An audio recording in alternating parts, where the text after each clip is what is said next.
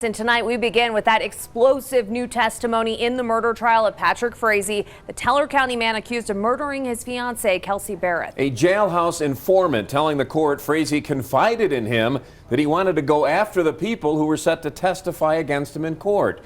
News 5's Sam Kramer has been following this case closely for us.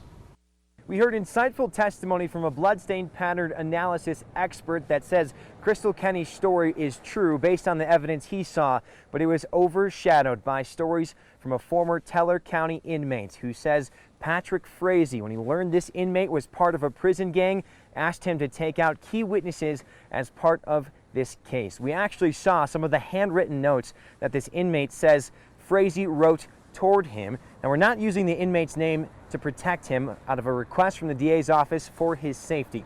But the notes show Frazee was curious if this prison gang could take out key witnesses like Crystal Kenny and her family, CBI agent Greg Slater, his friend Joseph Moore, and others. He talked about wanting to see a bullet in Kenny's head and even gave out names, addresses, and phone numbers for those people.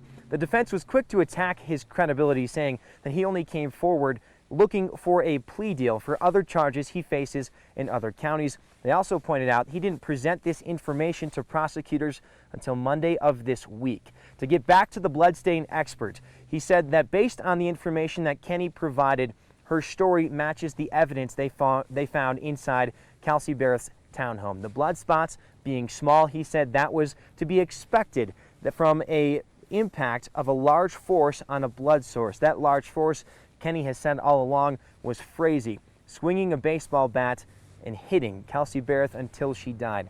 Based on the amount of blood that Kenny described, this expert said he believed that Frazee struck her 10 to 15 times. It was powerful testimony. We also saw body camera footage of Crystal Kenny walking police through Kelsey Barrett's townhome on December 21st, the day Frazee was arrested, showing them where all of that blood was. Now, closing arguments will happen on Monday morning. Each side will get 90 minutes to present their last final message before this case is handed over to the jury for deliberations. Stick with News 5. We will have breaking news coverage whenever that verdict is handed down.